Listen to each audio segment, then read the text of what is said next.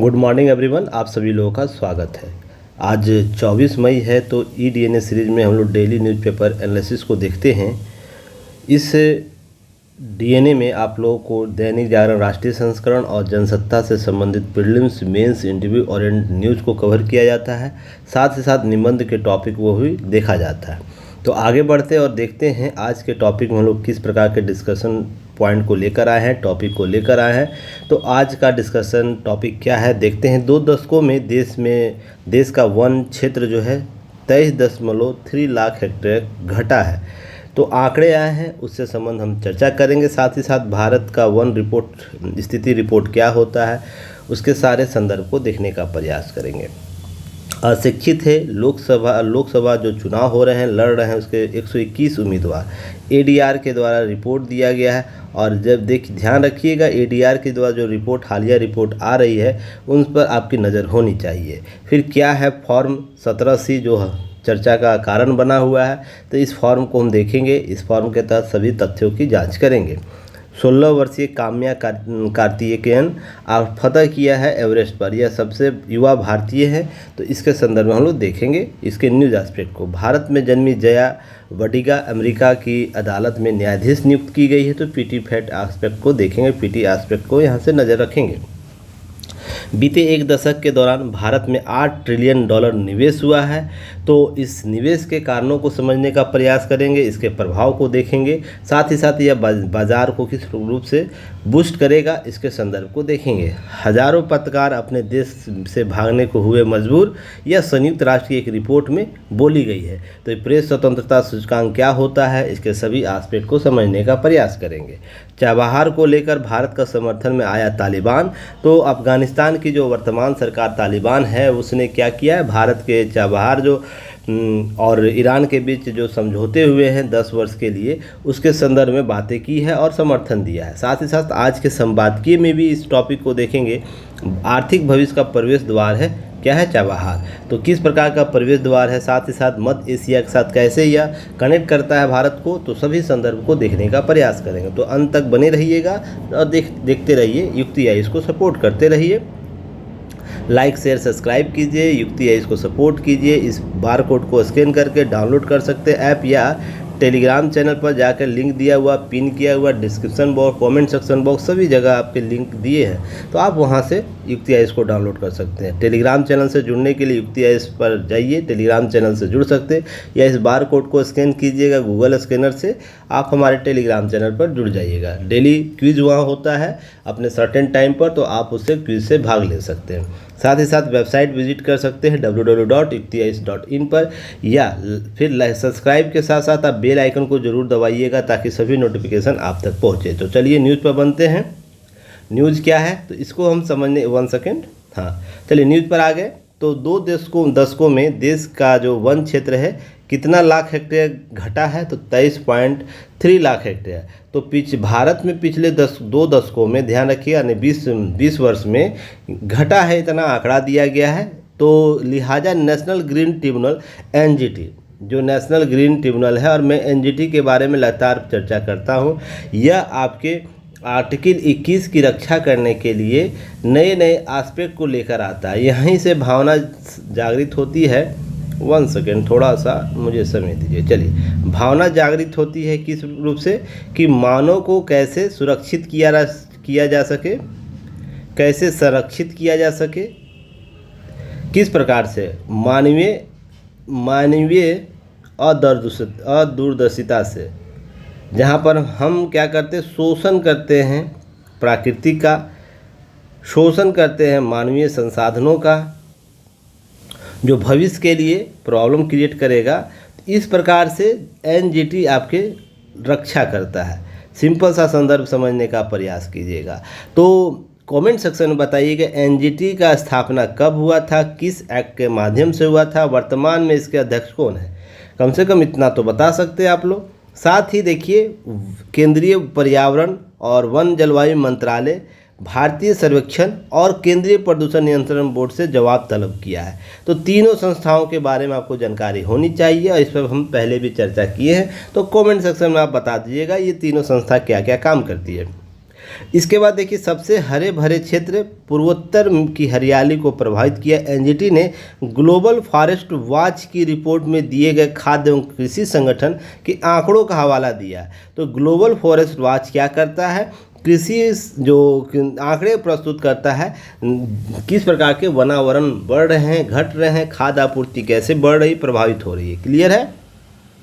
तो भारत में 2015 से लेकर 2020 तक प्रति वर्ष कितना हेक्टेयर वनों की कटाई की दर की गई है, तो ध्यान रखिएगा 6,68,000 हेक्टेयर वनों की कटाई हो, जो विश्व स्तर पर दूसरी सबसे अधिक है। तो यह कहीं ना कहीं आंकड़े आपको पीटी फैक्ट देता है कि विश्व में सबसे ज़्यादा वन की कटाई में भारत का स्थान क्या है, तो दूसरी है। तो एनजीटी के अध्यक्ष जस्टिस प्रकाश श्रीवास्तव, न्यायिक सदस्य जस्टिस अरुण कुमार त्यागी और विशेषज्ञ टीम जो थी ग्लोबल फॉरेस्ट वॉच की रिपोर्ट का स्वतः संज्ञान लिया। तो आपको यह जानकारी होना चाहिए कि एनजीटी स्वतः संज्ञान भी लेता है। और स्वतः संज्ञान क्या कहते हैं, कोई ऐसा मामला जो कहीं विज्ञापन में आया हो, सूचना के तौर पर आया हो, किसी चलचित्र अर्थात किसी वीडियो के तहत आया हो, या किसी रिपोर्ट के आधार पर, या किसी अन्य माध्यम से अगर किसी संस्था को लगता है मेरे अधिकार क्षेत्र में है और इससे क्या है लोग प्रभावित हो रहे हैं, तो वह स्वतः संज्ञान लेगा और वो अपने बेंच पर उस मामले को लेकर आएगा। जैसे हाई कोर्ट और सुप्रीम कोर्ट भी करती है, वैसे ही एनजीटी को इस प्रकार के अधिकार प्राप्त है। अब है 2000 के बाद ये आंकड़े दिए गए 2023 तक, 2000 से लेकर 2023 तक लगभग 23.3 लाख हेक्टेयर हरे भरे वनों की गवा दिया है। तो यह आंकड़े दिया है, एनजीटी के बारे में बातें की गई हैं, सभी चीज़ें ग्लोबल फॉरेस्ट वॉच के बारे में बात की गई है। अब ध्यान रखना, इसके अतिरिक्त असम में सबसे अधिक वन का नुकसान हुआ। आंकड़े आपको जो दिए गए हैं उसको ध्यान रखिए। असम में कहाँ पर सबसे ज़्यादा, भारत का पूर्वोत्तर जो क्षेत्र है असम में सबसे ज़्यादा वन क्षेत्र का साफ हो गया है। लोग नए बसावट हो रहे, देखिए इंफ्रास्ट्रक्चर होता है, अवसंरचना निर्माण होता है ना, सबसे पहले प्रभाव जंगलों पर पड़ता है। अब जंगलों पे क्यों प्रभाव होता है, एक तो क्या होता है रोड कनेक्टिविटी के कारण होता है। रोड हमको लेकर जाना है उस क्षेत्र से, तो उसके आसपास जितने भी क्षेत्र में जंगल होंगे सभी काटे जाएंगे। ऐसा हाल ही मामला आप देखे होंगे महाराष्ट्र में, सुप्रीम कोर्ट तक वो मामला गया था कि जो जंगली जानवर है उसके नीचे से उसके प्राकृतिक जो आने जाने का रास्ता उसको बाधित कर रहा था। तो इस प्रकार के निर्णय दिए गए थे। हाल ही में राजस्थान में आपको बिजली विभाग में यह प्रॉब्लम हुआ, तो आप देखते होंगे इस प्रकार के मामले हमेशा आते हैं। हाथी गलियारा चर्चा में रहता है। हम रोड बनाते हैं या किसी प्रकार का अवसंरचना निर्माण में हम क्या करते हैं, घर बना रहे या रिहायशी इलाके बना रहे, वहाँ वनों की कटाई होती है। या फिर हमको रोड और ये सब घरों के निर्माण में, इंफ्रास्ट्रक्चर निर्माण में लकड़ियों का प्रयोग होता है, लकड़ियों का प्रयोग होता है, उसकी सामग्री का प्रयोग होता है। तो हम जंगलों को काटते हैं सीधा सा। और उसके बाद मिजोरम में देखिए सबसे ज़्यादा हुआ है, अरुणाचल प्रदेश में लिस्ट बनाना है कहाँ कहाँ सबसे ज़्यादा हुआ। और आपको पता होगा कि जब 2014 के बाद सरकार गठित हुई थी तो पूर्वोत्तर का विकास सबसे ज़्यादा किया गया था इंफ्रास्ट्रक्चर के रूप में। तो आप जब इंफ्रास्ट्रक्चर के तौर पर इनका विकास हो रहा है तो आपको इसके प्रभाव जंगलों पर साफ साफ देखने को मिलेंगे। क्लियर है। नागालैंड में देख रहे हैं, मणिपुर में देख रहे हैं, इसी तरह से आपको वनों का लिस्ट बना लेना है और कमेंट सेक्शन में लिख के भेज देना है। सबसे ज़्यादा असम में, उसके बाद आपको कहाँ हुआ है, असम के बाद मिजोरम में, अरुणाचल प्रदेश, नागालैंड, मणिपुर में। तो यह लिस्ट आपको बना लेनी है। एनजीटी ने अब इसकी सुनवाई कब होगी, 28 अगस्त को होगी, दिन निर्धारित किया है। उसके बाद इससे संबंधित बहुत से तथ्य आपको नज़र आएंगे एग्जाम ओरिएंट। इसके अतिरिक्त हम अगर बात करें क्या है, तो आपको याद रखना है भारत का वन स्थिति रिपोर्ट जो India state of forest report जिसे ISFR कहते हैं, 2021 के नवीनतम आकलन के आधार पर भारत के कुल वन वृक्ष आवरण कितना है, 8,09,537 वर्ग किलोमीटर। अब यह जो देश की कुल भौगोलिक क्षेत्र का कितना 24.62% है। और यह जो IFSR 2019 के मूल्यांकन की तुलना में हमारा वन क्षेत्र में वृद्धि हुआ था कितना, 2261 वर्ग किलोमीटर। और हम लोग क्षति कितना किए हैं, 2 दशकों में 20 वर्षों में आपको 23 लाख हेक्टेयर का नुकसान कर चुके हैं। तो यह 2 वर्ष की रिपोर्ट होता है, आप लोग जानते हो। नोट के तौर पर देखिएगा, यह भारत वन स्थिति रिपोर्ट भारतीय वन सर्वेक्षण के द्वारा देहरादून के द्वारा वर्ष के 1987 से वन आवरण द्विवार्षिक तौर पर प्रत्येक 2 वर्ष पर आकलन किया जाता है। तो हम 2 वर्ष पर केवल कितना वृद्धि कर रहे हैं, 2261 पर। 20 वर्षों में हम लोग क्या कर रहे हैं, इतना लाख हेक्टेयर का नुकसान कर रहे हैं। अगर यह आंकड़ा नहीं हम नुकसान करते तो यह आंकड़ा कहीं और विस्तृत होता और यह आंकड़ा कहीं और विस्तृत होता है। और भारत 33% का लक्ष्य रखा है, कम से कम आवरण होना चाहिए, जंगलों का आवरण होना चाहिए। ये सब चीज़ें आपको प्रीति फैक्ट के तौर पर जानकारी रखनी है। चलिए नेक्स्ट टॉपिक पर आएंगे। देखिए, जब तक चुनाव हो रहे, लोकसभा चुनाव, ADR का रिपोर्ट आएगा, जिसे हम association of the democratic reform ADR कहते हैं। उसके रिपोर्ट के अनुसार 121 उम्मीदवार स्वयं को क्या बोले, हम क्या है, निरक्षर हैं या अशिक्षित है। तो अब ध्यान रखिएगा, 359 ने कहा उन्होंने 5वीं कक्षा पास किया है, लोकसभा चुनाव लड़ रहे हैं। ADR 8360 उम्मीदवारों में से 8337 शैक्षणिक योग्यता का विश्लेषण किया उसके आधार पर। अब ध्यान रखिएगा, ये 2 रास्ते, इसके 2 पक्ष हैं, इसके पक्ष 2 हैं। जैसे पॉजिटिव पक्ष है, नेगेटिव पक्ष है। पॉजिटिव पक्ष है कि लोकतंत्र हमें क्या करता है, भागीदारी सुनिश्चित करता है। हम पढ़े लिखे नहीं हैं, फिर भी हम लोकतंत्र में अपनी भागीदारी सुनिश्चित कर सकते हैं। अवसर देता है, अवसर की समानता देता है। इसके बाद नेक्स्ट है, हम वंचित वर्ग से अगर हैं, वंचित हैं, कुचलित वर्ग से हैं, तो हमें सामने आने का मौका देता है। प्रतिनिधि के तौर पर हम क्या करेंगे, प्रतिनिधि के तौर पर विकास कर सकते, ऐसी हमें पॉजिटिव रिस्पांस ये देता है। वहीं नेगेटिव यह देता है, लोकतंत्र में यह जो प्रक्रिया है, कहीं ना कहीं उन्नत लोकतंत्र को बढ़ावा देने के लिए कहीं ना कहीं क्या करता है, असक्षम करता है। तो हमें शिक्षित लोकतंत्र की ओर बढ़ने के लिए प्रेरित करेगा। तो शिक्षित लोकतंत्र की आवश्यकता को क्या करता है, कम करता है। इसी तरीके से और भी एस्पेक्ट है जिसको हम लोग समझने का प्रयास करें। जैसे पढ़े लिखे उम्मीदवारों की बात करें, 667 जो उम्मीदवार हैं अपनी शिक्षा का 8वीं कक्षा पास हुए। जब आपसे लोकतंत्र के बारे में पूछे ना, उसका पॉजिटिव एस्पेक्ट, तो इनके तथ्यों को जरूर शामिल कीजिएगा आप लोग। इससे पता चलता है ना हमारा लोकतंत्र कितना वृहद है। अगर 0 पर लोग हैं, 0 पर हैं, 0 पर हैं, तो भी उनको भागीदार बनाता है। कहाँ पर भागीदार बनाता है, आपको लोकतंत्र के निर्माण में, निर्णय के निर्माण में। हालांकि पढ़ा लिखा निर्णय बेहतर ले सकता है, यह कोई गारंटी नहीं है। ध्यान रखिएगा, अनपढ़ लोग भी अपने बड़े बुजुर्ग जो है इस प्रकार के लोकोक्तियाँ देखे गए हैं जिनका तोड़ आज तक लोग नहीं निकाल पाया है। तो इसलिए ध्यान रखिएगा कि यह धारणा विकसित नहीं करना। हाँ, हमें शिक्षित लोकतंत्र की ओर बढ़ना चाहिए, बेहद बढ़ना चाहिए। हम 2024 के वर्ष में जी रहे, आने वाले 2047 तक हम लक्ष्य निर्धारित करते हैं। तो जब तक हम शिक्षित सभी लोगों को नहीं करेंगे तो ये सब कहीं ना कहीं प्रभावित तो मामला होगा ही, पर आपको आंकड़ों को संदर्भित लोकतंत्र के विकास में महत्वपूर्ण भूमिका अदा करता कैसे है, इस संदर्भ में अपने मेंस एनसीईआरटी में कीजिएगा।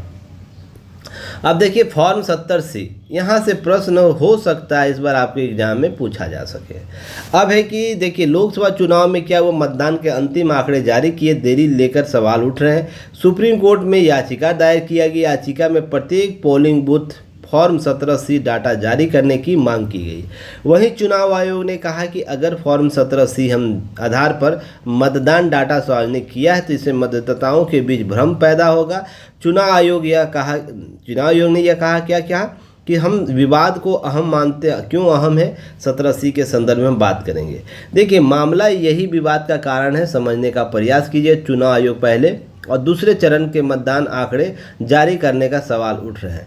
अब पहले चरण का डाटा जारी करने 10 दिन की देरी हुई है, अगले 3 चरणों में डाटा 4 दिन की देरी हो रही है। 5वें दिन का डाटा जो है मतदान के 3 दिन के बाद गुरुवार को जारी किया गया।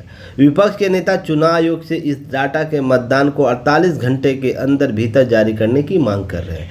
कांग्रेस का जो है कहा कि कांग्रेस ने वोटिंग के लिए रियल टाइम और अंतिम आंकड़े जुड़े कुछ प्रश्न जो है अंतरित है उसे जरूर देना चाहिए, चुनाव आयोग को ऐसा करना चाहिए। अब कांग्रेस मतदान के बाद मतदान प्रतिशत के आंकड़े बढ़ोतरी को लेकर पार्टी के अंकसाएँ जारी की है, उनको कुछ डॉट्स है, उसके लिए ध्यान रखिएगा। दिन में रियल टाइम आंकड़े की बात करता है। यह अंतर 107 करोड़ का है। अब तक चुनाव अभूतपूर्व है। इतिहास में मतदान दिन और के बाद जारी अंतिम आंकड़े इतना बड़ा अंतर कभी नहीं देखा गया। यह कैसे बढ़ा, इसके बारे में विवाद का कारण माना जा रहा है। तो इसी में सुप्रीम कोर्ट में याचिका दायर कर दी जाती है कि हम 48 घंटे के अंदर आंकड़ों को प्रस्तुत किया जाए। ये सब डिमांड की जाती है। चुनाव आयोग ने ADR द्वारा दायर याचिका को कहते हुए खारिज करने की मांग की कि कुछ निहित स्वार्थ के चलते आयोग के कामकाज को बदनाम करने के लिए उस पर झूठे आरोप लगाए जाते हैं। तो ऐसा सुप्रीम कोर्ट बोलता है। पर क्या है फॉर्म 17C, यह इम्पॉर्टेंट है। तो यह चुनाव संचालन नियम 1961 के तहत एक फॉर्म है 17C, जो देश के प्रत्येक मतदान केंद्र पर डाले गए वोटों को आंकड़े रखता है। एक जाइएगा, उससे पहले आपको क्या होता है, जैसे ही मान लीजिए स्कूल आप एंट्री करते हैं तो कोई टेबल लगा होता है, देखते हैं बेंच में कुछ फॉर्म भरना पड़ता है। यही 17C है। फॉर्म भराया जाता है, कुछ आंकड़े आपसे लिए जाते हैं, जैसे मतदाता केंद्र क्या है, मतदाता का उम्र क्या है, नाम क्या है, किस निर्वाचन क्षेत्र में आता है, इस प्रकार के। उन मतदाताओं की संख्या जिन्होंने मतदान न करने का निर्णय लिया है, उन मतदाताओं की संख्या, ध्यान रखिए इसमें जानकारी क्या दिया जाता है, मतदान केंद्र के कोड नंबर, नाम, मतदाता की संख्या, यानी फॉर्म 17C।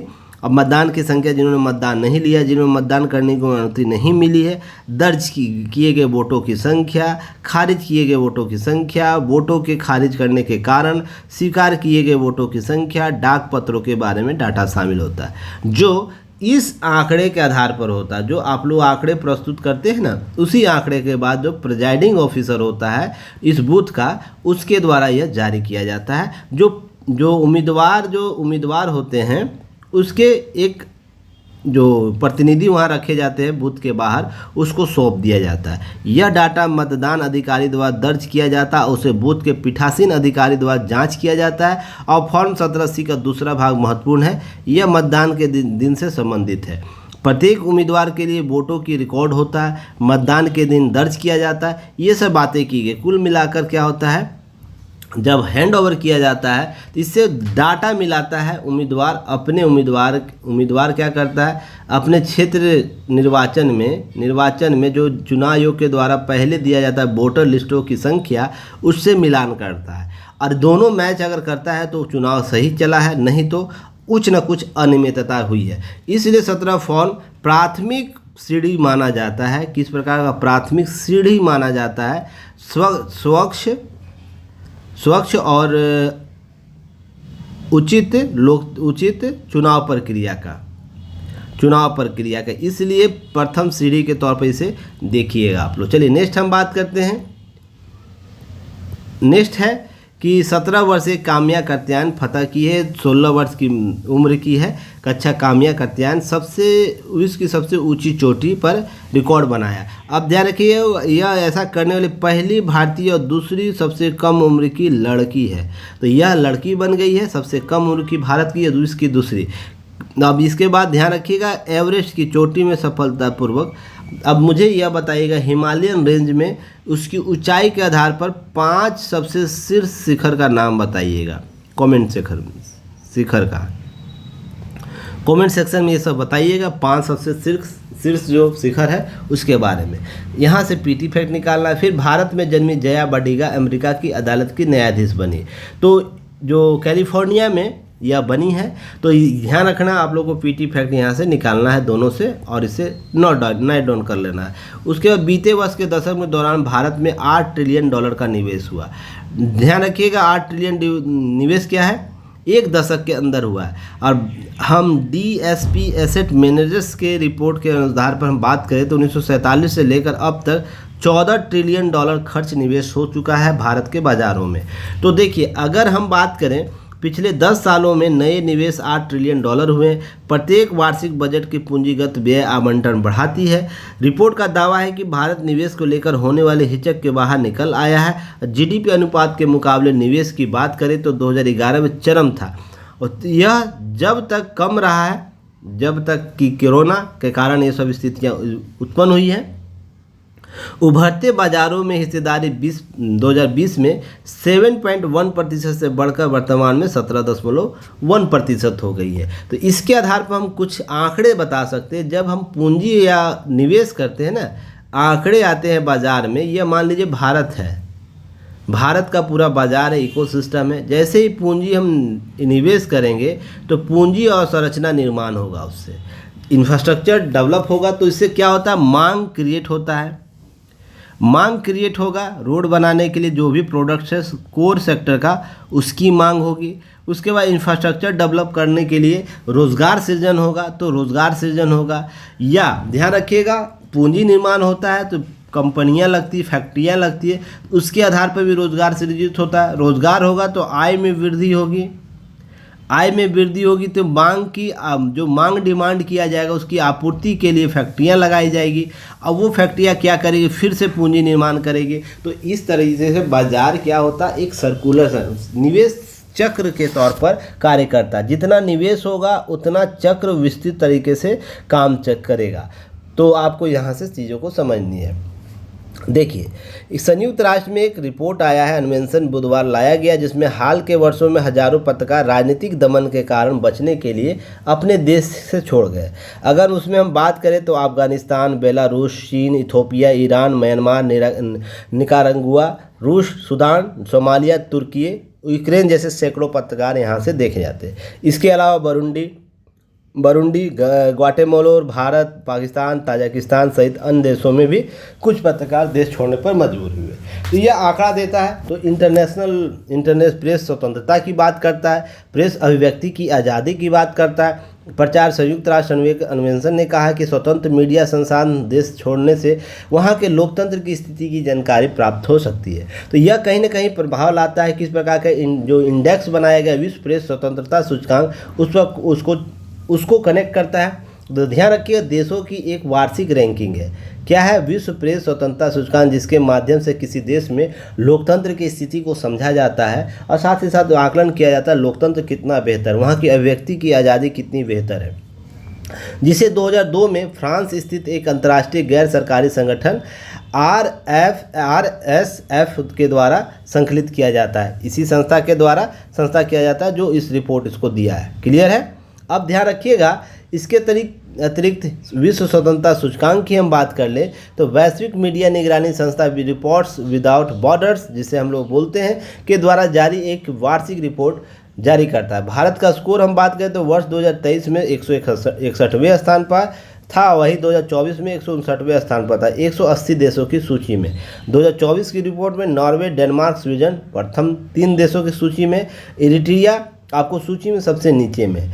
कई कानून बनाए गए हैं भारत में नियंत्रित करने के लिए, समाचार सेंसर लगाए गए हैं, जिसमें हम बात करते हैं दूरसंचार अधिनियम 2023, मसौदा प्रसारण सेवा अधिनियम 2023, डिजिटल व्यक्तिगत डेटा संरक्षण अधिनियम 2023। यह सब है जो आपको कानून मीडिया को क्या करता है, सेंसर लगाता है, उस पर अनियमित रूप से अगर बढ़ावा दिया जाए उसको रोकने का प्रयास करता है। तो आपको इसकी जानकारी होनी चाहिए।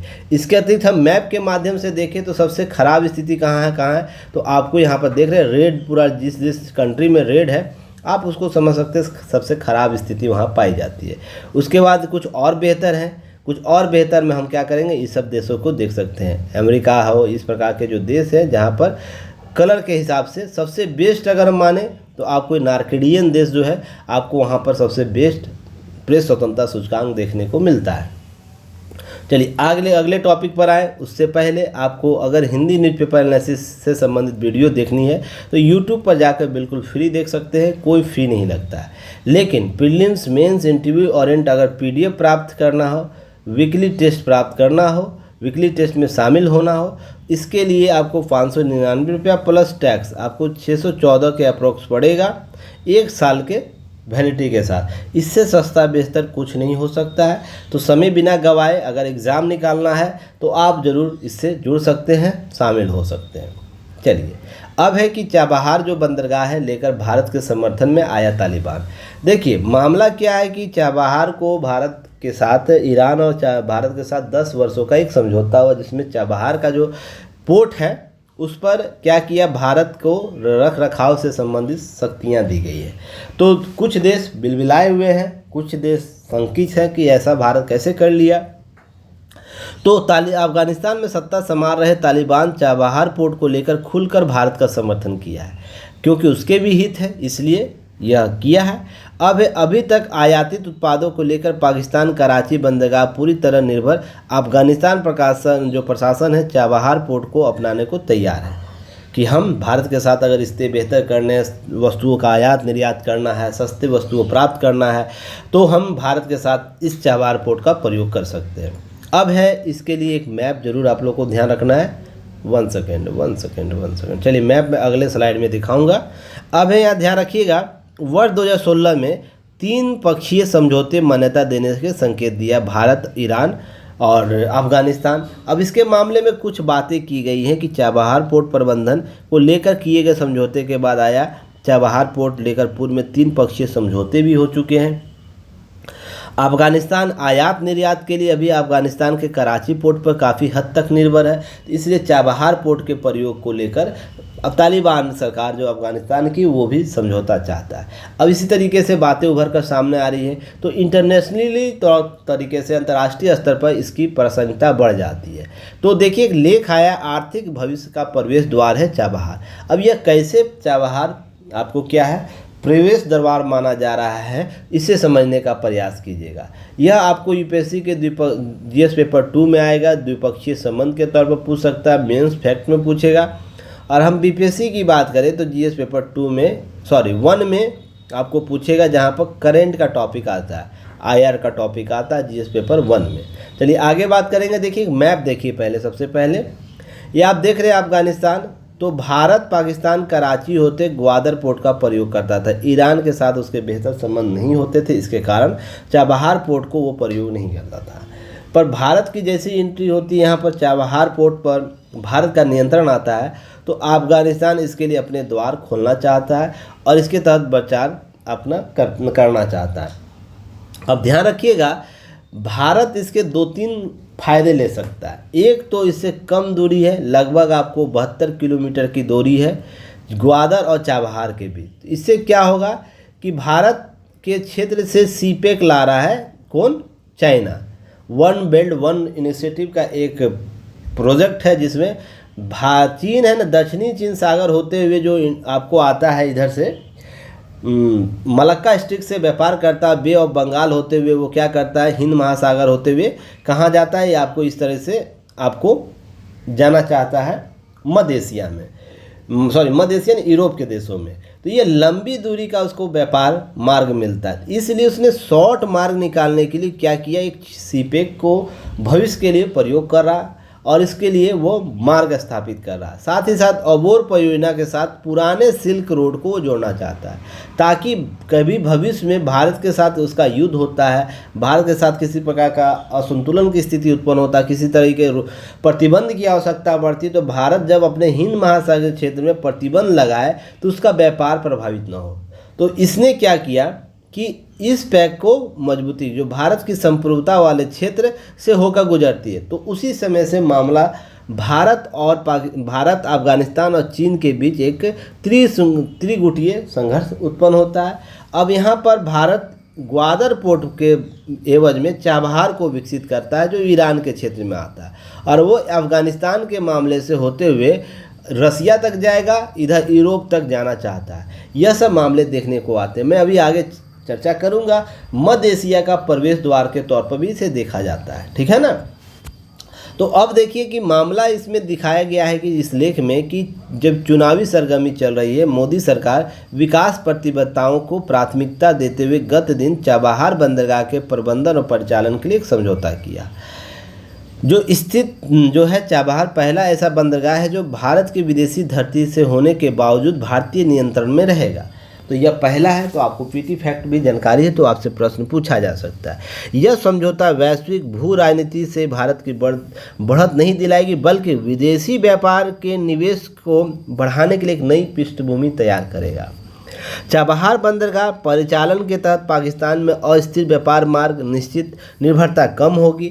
हम एक नए विकल्प की तलाश में हम अफगानिस्तान के साथ व्यापार करेंगे। इसके बाद मध्य एशिया में हम जाएंगे, रूस जाएंगे, फिर यूरोप आएंगे। क्लियर है। 2002 में पहली बार तत्कालीन ईरानी राष्ट्रपति सैयद मोहम्मद खातिम और प्रधानमंत्री अटल बिहारी वाजपेयी द्वारा रणनीतिक तौर सहयोग को बढ़ावा देने के लिए इस बंदरगाह का क्या किया गया, विकसित किया गया था। अब चीन के बढ़ते प्रभाव को रोकना, दूसरा पाकिस्तान के व्यापारिक मार्गों विकल्प की तलाश करना, इसके दो मुख्य उद्देश्य थे। अब 2016 में मोदी सरकार जो है चाबहार शहीद जो बेहिश्ती टर्मिनल विकसित किया। वहाँ के शहीद बेहिश्तों के लिए जो उसका जनजातीय क्षेत्र है, ध्यान रखिएगा। भारत, ईरान, अफगानिस्तान के साथ त्रिपक्षीय समझौता किया, चाबहार बंदरगाह विकसित किया और 2019 में भारत चाबहार बंदरगाह प्रयोग का अधिकार मिल गया। अब भारत प्रत्येक वर्ष नवीकरणीय करता है इसको, और ध्यान रखिए इसके कारण भारत के अस्थायी तौर पर आर्थिक रणनीति बनाने के लिए उसके प्रयोग के लिए आश्वस्त नहीं था। तो धीरे धीरे 10 साल के लिए नवीकरणीय कूटनीतिकता जीत हुई मोदी सरकार की। अब भारत अब व्यापारिक दीर्घकालिक नीतियों के क्रियान्वित कर सकेगा। भारत के सभी बंदरगाहों के चाबहार तक इसकी पहुँच होगी। जब ऐसी पहुँच विकसित होती है तो एक चीज़ याद रखिएगा, भारत ने G20 में एक नया आपको बनाया है। क्या बनाया है? IMEC Indian middle east Europe corridor बनाया है ना G20 के बैठक में। तो जैसे आप देख रहे हैं पाकिस्तान या ईरान यहाँ पर है, हम एक रास्ता विकल्प इधर से लेकर जा रहे हैं जाने के लिए, एक विकल्प का रास्ता हम इधर से लेकर जाएंगे मध्य एशिया आपको खाड़ी देश होते हुए, जहां पर मिडिल ईस्ट देशों के साथ हम संबंध बेहतर करेंगे, हम एक मध्य एशिया के साथ संबंध बेहतर करेंगे। इस तरीके से हम सी और रेल रूट को विकसित करेंगे, जिससे हम इंफ्रास्ट्रक्चर को बढ़ावा दे सकेंगे, अपने विदेशी अर्थव्यवस्था को, आयात निर्यात को बेहतर कर पाएंगे, द्विपक्षीय संबंधों को तालमेल ठीक से कर पाएंगे। तो भारत दूरगामी परिणाम लेकर आएगा भारत के लिए। जो चीन का वन बेल्ट वन जो रोड इनिशिएटिव है उसका एक प्रतिबिंब देखने को मिलेगा। और भारत के साथ सब व्यापार करना चाहता है, इसलिए नहीं कि वो विश्व का सबसे बड़ा बाजार बना हुआ है, इसलिए कि भारत विश्व का सबसे बड़ा लोकतंत्र है। लोकतंत्र यह केवल किताबी लोकतंत्र नहीं है, यहाँ पर भावनात्मक लोकतंत्र है, जैसे हम G20 की सफलता में देख सकते हैं, जहाँ पर भारत के द्वारा अफ्रीकी जो यूनियन है AU उसको शामिल करने के लिए एक मुश्त से सभी ने सहमति दी थी। तो इस तरीके से समझ सकते हैं भारत कूटनीतिक तौर पर विदेश नीति पर भावनात्मक संबंधों को कैसे विकसित करता है, ताकि हम एक राष्ट्र के तौर पर दूसरे राष्ट्र का सम्मान कर सकें। वहीं चीन का वन बेल्ट वन इनिशिएटिव जो है आर्थिक सशक्तिकरण को बल देता है, लोगों को कर्ज के तौर पर डुबाता है। तो यहीं पर कहीं ना कहीं प्रभावित होता है उसका लोकतंत्रीय धारणा, ठीक है ना। उसके अतिरिक्त हम क्या करते हैं, एक और INSTC डेवलप कर रहे हैं, जिसमें international north south transport corridor जिसका नाम दिए गए। देखिए भारत अभी व्यापार यूरोप करना चाहता तो ऐसे करता है। अगर हम सेंट पीटर्सबर्ग की बात करें, मॉस्को की बात करें रसिया में जो है, और उसके बाद क्लिट सी की बात करें, नॉर्थ सी की बात करें, बाल्टिक सी की बात करें, इन देशों के साथ हम जुड़ना चाहते, यूरोप के कंट्रियों के साथ जाना चाहते, तो इतना लंबा रूट हमारे पास अभी है।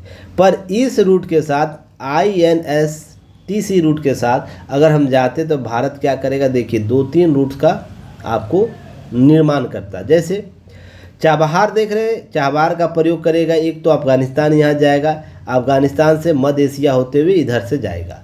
दूसरा एक प्रयोग इसके तहत चाबहार पोर्ट का प्रयोग करेगा, बगदाद का पोर्ट अबोस का प्रयोग करेगा, ईरान के माध्यम से तेहरान जाते हुए अपने अपने क्षेत्र अजरबैजान ये सब देश होते हुए मॉस्को तक जाएगा। तो यह कहीं ना कहीं भारत के दूरगामी इंफ्रास्ट्रक्चर को बढ़ावा देगा, आयात निर्यात को बढ़ावा देगा। इस तरीके से देखते हैं कि भारत आने वाले समय में एक विश्व का उभरता हुआ खिलाड़ी के तौर पर उभरेगा, जहाँ पर लोगों को रोड कनेक्टिविटी के तौर पर देगा। वर्तमान समय में ध्यान रखिएगा मध्य एशिया क्यों भारत के संबंध कैसे बेहतर है, क्यों इम्पोर्टेंट है। तो भारत हाल में चाबहार बंदरगाह, नवीकरण के लिए, अंतर्राष्ट्रीय उत्तर दक्षिण पश्चिम गलियारे के लिए, विकास के लिए अगस्ताबाद समझौते के सदस्य बनने के माध्यम से महत्वपूर्ण प्रगति दर्ज की है। अब भारत द्विपक्षीय संबंधों को मजबूत करने के लिए, मध्य एशिया के साथ सॉफ्ट पावर अपनाने के लिए, तत्काल स्वीकारता को प्रयोग करने के लिए, इसलिए देखते होंगे अभी फिलिस्तीन के मामले में तुरंत स्वीकार कर लिया उसके कॉन्सेप्ट को, सांस्कृतिक कार्यक्रमों को बढ़ावा देने के लिए, तभी तो देखते यूएई में भारत का मंदिर बन गया। किसी मुस्लिम कंट्री में यह होना भारत की कूटनीतिक जीत के साथ साथ विदेश नीति की भी जीत है। अब शास्त्रीय नृत्य, संगीत, बॉलीवुड, फिल्में, योग, साहित्य, शैक्षणिक कार्यक्रमों के माध्यम से जोड़ता है। यह सॉफ्ट पावर की एक तकनीक है भारत की। भारत तकनीकी तौर पर आर्थिक सहयोग के तौर पर कार्यक्रम डेवलप करता है। बैंकिंग, सुदूर संवेद अर्थात उपग्रह प्रणाली को देता है, सूचना प्रौद्योगिकी के साथ समझौते करता है, तकनीकी सहायता देता है। इस प्रकार से आप देखते हैं कि भारत मध्य एशिया के साथ व्यापार करता है। अब सेंट्रल एशिया में कौन कौन से देश आते हैं? कजाकिस्तान आता है, उज्बेकिस्तान आता है, तुर्कमेनिस्तान आता है, ताजिकिस्तान आता है और किर्गिस्तान आता है, जो आपको रसिया से 1991 के बाद टूटने के बाद ये बना है। तो यह कहीं ना कहीं आप प्राकृतिक संसाधन है, आर्थिक संसाधन, इसलिए भी यह इम्पॉर्टेंट हो जाता है। जैसे महत्व क्यों रखता है? तो राजनीतिक महत्व के तौर पर मध्य एशिया, एशिया और यूरोप के बीच एक मध्य सेतु, भूमि सेतु का काम करता है। अगर हमको यूरोप के साथ संबंध बनाने हैं, मध्य एशिया के साथ और यूरोप एशिया के साथ संबंध, भारत के साथ संबंध बनाने, तो इसको प्रयोग करना ही होगा इस क्षेत्र को। इसके साथ साथ आर्थिक महत्व होता है, जैसे पेट्रोलियम, प्राकृतिक गैस, एंटीमनी, एल्युमिनियम, सोना, चांदी, कोयला, यूरेनियम जैसे प्राकृतिक संसाधनों की समृद्धता इस क्षेत्र में। तभी तो हम गैस पाइपलाइन पर कजाकिस्तान से, उज्बेकिस्तान से समझौते कर रहे हैं, और यूरेनियम के लिए हम मध्य एशिया पर डिपेंड हमारी सबसे ज़्यादा होती है। और सबसे ज़्यादा देश यूरेनियम का कौन उत्पादन करता है? कमेंट सेक्शन में बताइएगा।